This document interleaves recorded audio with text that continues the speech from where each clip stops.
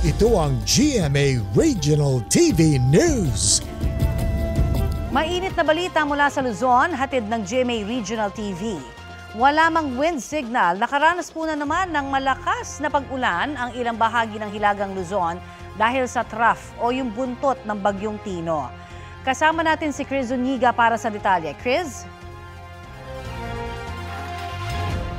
Salamat, Connie. Binaha ang ilang bahagi ng Baler, Aurora kasunod ng malakas na ulan. Sa barangay Suklayin, kitang mabagal ang takbo ng ilang sasakyan dahil sa tubig sa kalsada. Halos 3 oras daw na umulan doon, kaya bumaha. Nagdulot yan ng perwisyo sa mga residente, lalo't dyan daw ang pangunahing ruta, papasok at palabas ng mga terminal at palengke sa bayan. Nagkaroon naman ng rock slide sa Tinglayan, Kalinga. Humambalang sa kalsada ang malalaking tipak ng bato at lupa dahil sa paglambot ng lupa kasunod ng pag-ulan sa lugar. Nagsagawa na ng clearing operations doon.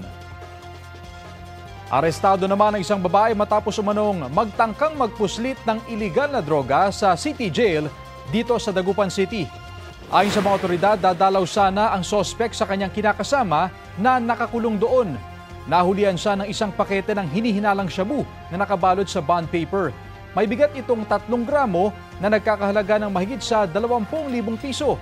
Naharap sa reklamo paglabag sa Comprehensive Dangerous Drugs Act of 2002 ang suspect at wala pa siyang pahayag. Ito ang GMA Regional TV News. Mainit na balita mula sa Visayas at Mindanao, hatid ng GMA Regional TV. Patay ang isang babae matapos tumaob ang sinasakyang bangka ng kanyang pamilya sa Buluan, Maguindanao del Sur.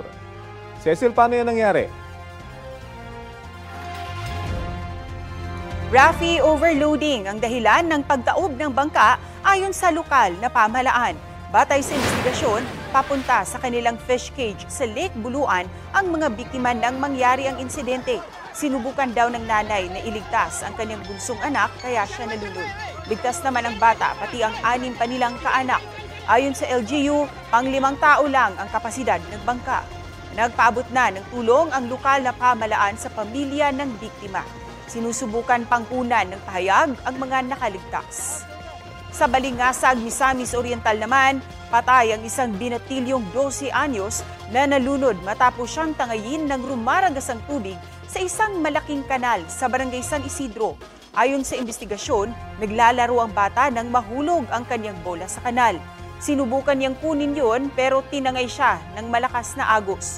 Sinusubukan pangkunan ng pahayag ang pamilya ng bata.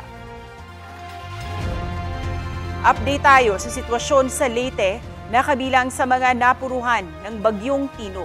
May ulat on the spot si Nico Sereno ng GMA Regional TV. Nico? Cecil, inaalam pa sa ngayon ng mga otoridad ang kabuang danyos na iniwan ng pananalasa ng Bagyong Tino dito sa Region 8. Umaga kahapon, matapos dumaan ang bagyo, unti-unting nagsiuwian ang mga nagsipaglikas. Sa bayan ng Abuyog, nang magliwanag na ang kalangitan, dali-daling nagligpit ng gamit ang mga tao at isinakay sa tricycle para makauwi.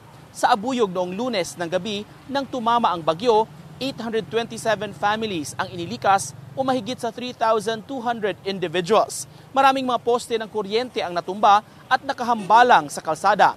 Tig-isang lane pa rin ang magagamit sa bahagi ng National Highway dahil sa mga posteng nakaharang.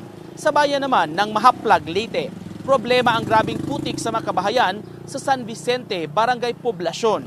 Umapaw kasi ang ilog sa lugar kaya binaha ang kabahayan. Sa ilang mababang lugar hanggang bewang ang putik. Sa bayan ng Marabut, Samar, ang ibang pamilya sa kuweba lumikas noong paparating ang bagyo. Kwento ng SK chairperson na si Nico Baldo, nakagawian na ng ilang mga residente na dun sa kuweba papasok at makikisilong. May ibang nagpunta rin sa evacuation centers naman sa bayan pero nakagawian na raw ng iba na doon. 2 gabi na malagi doon ang ilang mga residente, Linggo at Lunes ng gabi. Sa bayan naman ng Giwan sa Eastern Samar, nag-iwan ng pinsala sa mga bahay at infrastruktura ang Bagyong Tino. Karamihan sa mga nasirang ari-arian ay nasa islang nasasakupan nila ang Homonhon at Suluan Island. Kahapon, nagdeklara ang bayan ng state of calamity para magamit ang nakalaan nilang pondo.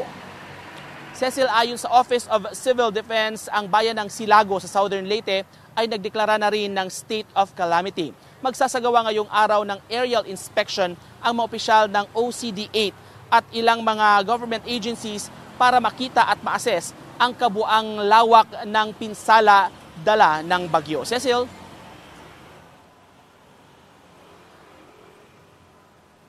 Maraming salamat, Nico Sereno.